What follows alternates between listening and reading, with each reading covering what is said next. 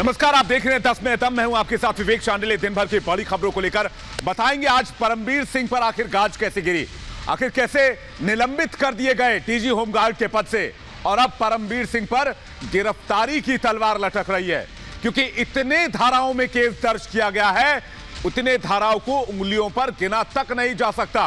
बताएंगे कैसे। उसके बाद अर्नब गोस्वामी ने इस पर अपनी प्रतिक्रिया दी। साथ ही बात होगी उत्तर प्रदेश चुनाव की। उत्तर प्रदेश चुनाव में मामला परिवारवाद पर आ चुका है।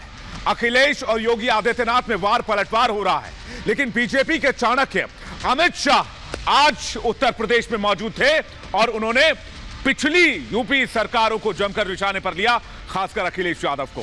पूरी खबर क्या है ये भी आपके सामने रखेंगे, लेकिन उससे पहले आपको बता दें कि रिपब्लिक भारत आपसे जुड़े हर एक मुद्दे की आवाज उठाता है, तो आप भी अपनी आवाज उठाएं और रखें अपने विचार कू ऐप पर। कू ऐप के यूजर्स के लिए हमारा आज का सवाल परमबीर सिंह से जुड़ा हुआ है। हमने सवाल पूछा है कि क्या निलंबित होने के बाद परमबीर सिंह की गिरफ्तारी होनी चाहिए।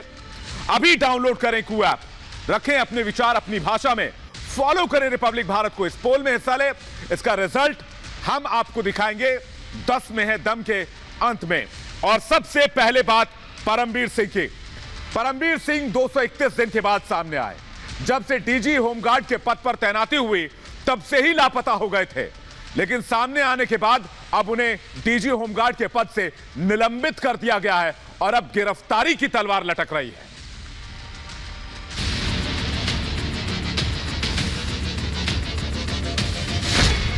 मुंबई के पूर्व पुलिस कमिश्नर परमबीर सिंह को महाराष्ट्र सरकार ने आखिरकार निलंबित कर दिया। महाराष्ट्र सरकार ने जो निलंबन आदेश जारी किया है उसमें लिखा गया है कि आईपीएस ऑफिसर परमबीर सिंह के खिलाफ अनुशासनात्मक कार्रवाई शुरू हो चुकी है। कई अनियमितताओं का आरोप है। परमबीर ने कई खामियां बरती हैं। बिना अनुमति के ड्यूटी से नदारद रहे, उन्हें तुरंत प्रभाव से निलंबित किया जाता है।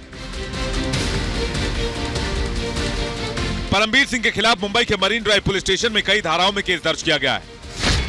धारा 387, 388, 389, 403, 409, 420, 464, 465, 467, 468, 471, 120 बी के तहत केस दर्ज किया गया है।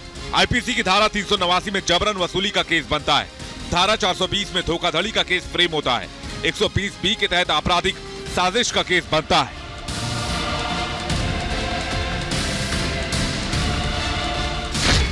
मार्च 2022 को परमबीर का तबादला कर दिया गया।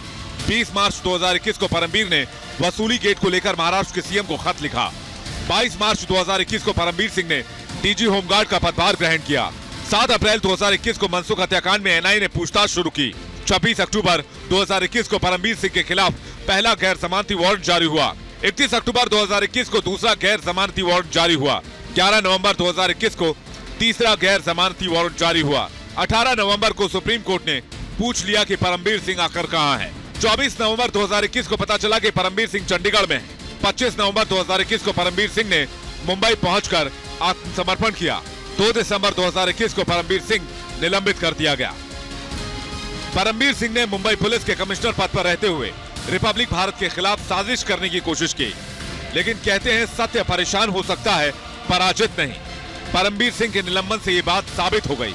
बड़ा सवाल यह है कि क्या निलंबन के बाद अब परमबीर सिंह की गिरफ्तारी होने वाली है। Bureau report, Republic Bharat. नवंबर का महीना था, साल 2020। ना ये महीना कोई भूल सकता है और ना ही ये कोई साल। सबसे कामयाब नेटवर्क के खिलाफ सबसे बड़ी साजिश की जा रही थी और इस साजिश को करने वाले केंद्र में थे परमबीर सिंह। परमबीर सिंह अब उनके ऊपर निलंबन की कार्रवाई हो चुकी है और उनके साजिश का पर्दाफाश हो चुका है। इस खबर के सामने आने के बाद रिपब्लिक मीडिया नेटवर्क के editor in chief Arnab Goswami ने क्या प्रतिक्रिया दी, यह भी सुनते हैं। सच परेशान हो सकता है, मगर पराजित कतई नहीं हो सकता है।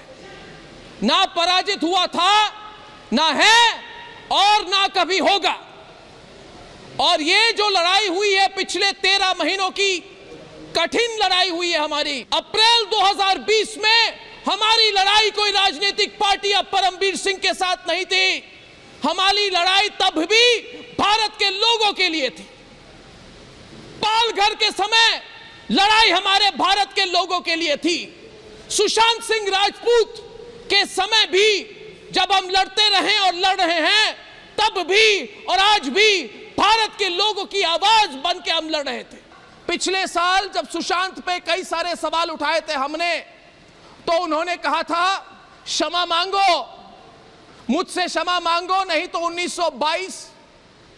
1922 के कोई ब्रिटिश काल के रूल को लेके तुम सबके खिलाफ केस कर दूंगा। तब इसी न्यूज रूम से अकेले हम निकल पड़े थे एनएम जोशी मार्ग पुलिस स्टेशन, और हमने कहा था कि किसी एक रिपब्लिक नेटवर्क के किसी एक पत्रकार को, एक प्रोड्यूसर को, एक कर्मी के खिलाफ केस करोगे तो मान के चलो कि सबके खिलाफ केस किया है। तो हमने दिखाई थी उस वक्त, हमने दिखा दी थी उस वक्त कि ना हम तब भी डटे हुए थे, हिले नहीं थे। ना उस दिन हम हिले थे, या 11 नवंबर जब मैं तलोजा से अस्पताल से होकर इस न्यूज रूम में आया था, तब भी हम हिले नहीं थे। तो परमबीर सिंह को यह जानना चाहिए था तब भी, अरे समझ लो ये रिपब्लिक नेटवर्क है, इधर कोई पुलिस सर्वोपरि नहीं है, इधर कोई सचिन वाजे या परमबीर सिंह सर्वोपरि नहीं है, इधर सिर्फ और सिर्फ राष्ट्र सर्वोपरि है, और ये राष्ट्र सर्वोपरि हमारा धर्म है। तो ये जो मेरे हाथ में निलंबन का ऑर्डर है, मैं आज लुटियन की हर एक मीडिया से दरखास्त करता हूं, अरे भाई अब तो सुधर जाओ लुटियन मीडिया वालों, शर्म करो और रिपोर्टिंग करो इस खबर पर। बता दो दुनिया को कि आज परमबीर सिंह को पुलिस से निलंबित किया गया है।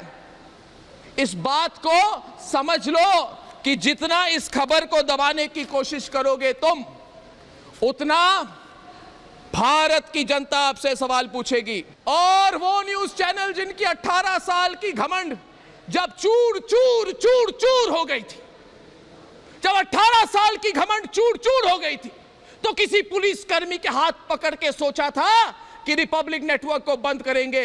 अरे नहीं, हमारी शक्ति लोगों की ऊर्जा में है। आज की लड़ाई जो है ये हमारी लड़ाई नहीं है, ना हमारी जीत है, ये भारत की लोगों की जीत है।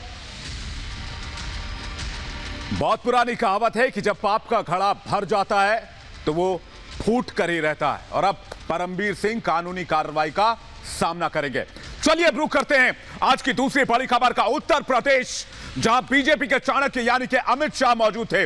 अमित शाह ने न सिर्फ आज डायनेस्टी पॉलिटिक्स पर हमला बोला, परिवारवाद की राजनीति पर हमला बोला, बल्कि पिछली सपा सरकार यानी उत्तर प्रदेश की जो पिछली सरकार थी, उसमें माफिया राज को लेकर, गुंडा राज को लेकर भी अखिलेश यादव को घेरा।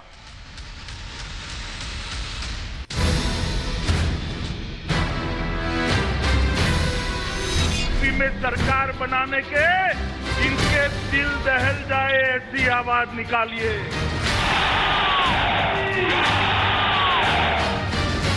और तो और हमारी आस्था पर भी प्रहार होता था। सावन के महीनों में कहा जाता था कि कांवड़ यात्रा नहीं निकलेगी।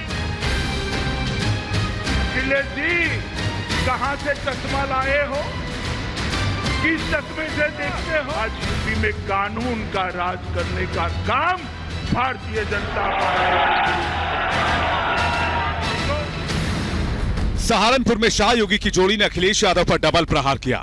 गृह मंत्री अमित शाह ने मां शाकुंभरी देवी विश्वविद्यालय के भूमि पूजन के मौके पर पूर्व की अखिलेश सरकार पर जमकर निशाना साधा। शाह ने कहा कि इसी पश्चिमी यूपी में 2017 के पहले मां बेटियां सुरक्षित नहीं थीं। पढ़ाई के लिए बेटियों का बाहर जाना मजबूरी थी, लेकिन योगी सरकार के बाद स्थितियां बदल गई। जो पलायन के लिए जिम्मेदार थे उनका ही पलायन हो गया। हमारा जो पलायन हो रहा है वो क्या कम होगा? मैंने उनको कहा था कि आप एक बार भारतीय जनता पार्टी की सरकार बना दीजिए, आपको पलायन करने वाले उत्तर प्रदेश से पलायन करते जाएंगे। अपराध के आंकड़ों को लेकर अखिलेश यादव के वार पर शाह ने पलटवार किया। शाह ने तंज करते हुए पूछा कि किस चश्मे से देखते हैं, कहां से चश्मा लाते हैं? अखिलेश जी, कहां से चश्मा लाए हो, किस चश्मे से देखते हो? योगी सरकार के शासन में 70% की कटौती हुई है। 70% लूट में 69% की कमी हुई है। हत्या में 30% की कमी हुई है। आपके शासन के अंदर यूपी में माफिया राज था, आज यूपी में कानून का राज करने का काम भारतीय जनता पार्टी।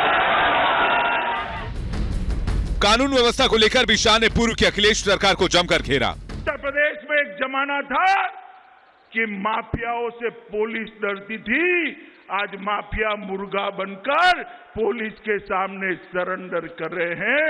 ये स्थिति बदलने में भारतीय जनता पार्टी की योगी सरकार ने बहुत बड़ा काम किया है। हजारों करोड़ रुपया की सरकारी संपत्ति योगी सरकार ने इसको खाली कराने का काम किया है। राम मंदिर को लेकर अमित शाह ने अखिलेश पर जबरदस्त वार किया। शाह ने कहा कि 2014 में यही अखिलेश यादव राम मंदिर को लेकर ताने मारा करते थे। यही अखिलेश जी ताना लगाया था, वही मंदिर बनाएंगे मगर तिथि नहीं बताएंगे। अखिलेश बाबू देख लीजिए, प्रधानमंत्री जी ने आज अयोध्या में आसमान को छूने वाला राम मंदिर के निर्माण का काम किया। अमित शाह के साथ साथ सीएम योगी ने दंगों को लेकर अखिलेश की सरकार पर सवाल उठाए। योगी ने कहा कि पहले दंगे के आरोपी को लखनऊ बुलाकर सम्मानित किया जाता था, हिंदुओं की आस्था पर चोट की जाती थी। जहां पर कभी मुजफ्फरनगर का दंगा होता था, दंगे की आग में सहारनपुर को झोंकने का कार्य हुआ था। सावन के महीनों में कहा जाता था कि कांवड़ यात्रा नहीं निकलेगी, कि मुजफ्फरनगर दंगे के मुख्य आरोपी को उस समय की सरकार के द्वारा लखनऊ में मुख्यमंत्री के आवास में सम्मानित करके बड़ी बेशर्मी के साथ प्रदेश के दंगाइयों के हौसलों को और भी दुस्साहसिक तरीके से बढ़ाने का कार्य किया गया था। अमित शाह को बीजेपी का चाणक्य कहा जाता है। शाह जो बोलते हैं वो उनकी चुनावी रणनीति का हिस्सा भी होता है। पश्चिमी यूपी में दंगों, पलायन और कानून व्यवस्था का मुद्दा उठाकर शाह लोगों को संदेश देने की कोशिश कर रहे हैं कि समाजवादी सरकार के बाद बीजेपी की सरकार में स्थितियां तेजी से बदली। इसी बदलाव पर शाह ने जनता से फिर से जीत का आशीर्वाद मांगा है।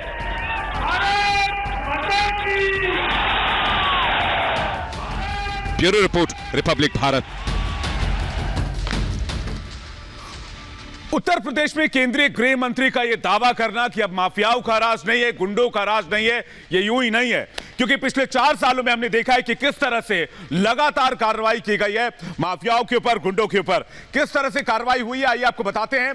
उत्तर प्रदेश में कहते हैं कभी माफियाओं की हुकूमत हुआ करती थी, लेकिन धीरे धीरे योगी सरकार ने माफियाओं पर नकेल कसना शुरू किया, और यह भी कि उन्होंने किस तरह से एक्शन लिया आपको एक एक करके हम दिखाते हैं। सबसे पहले मुख्तार गैंग पर कार्रवाई हुई और 244 गुर्गों पर भी कार्रवाई की गई।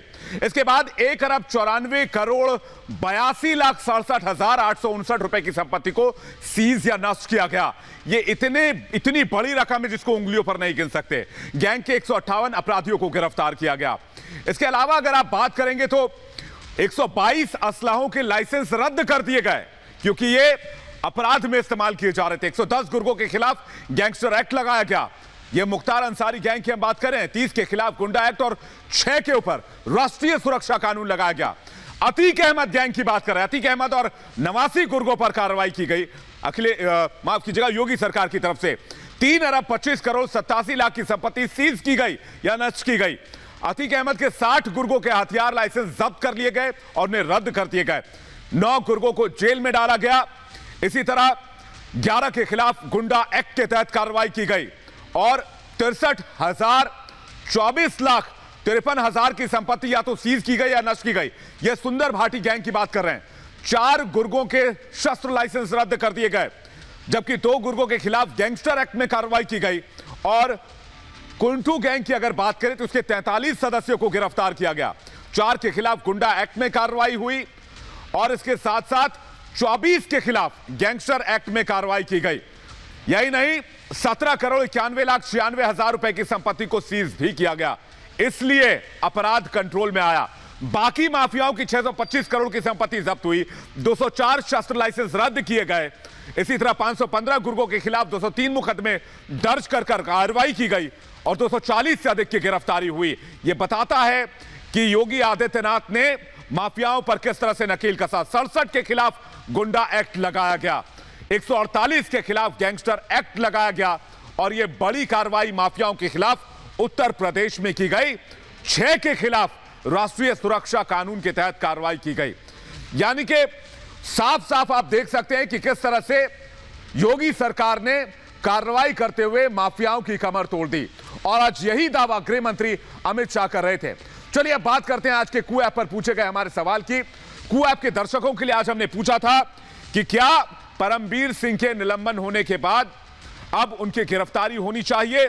जो जवाब हमारे पास आया उसके मुताबिक 93% लोगों ने हाँ में जवाब दिया है, 7% लोगों ने ना में जवाब दिया है। वक्त एक ब्रेक का है। बड़ी खबरों के साथ हम फौरन लौटेंगे। देखते रहिए रिपब्लिक भारत।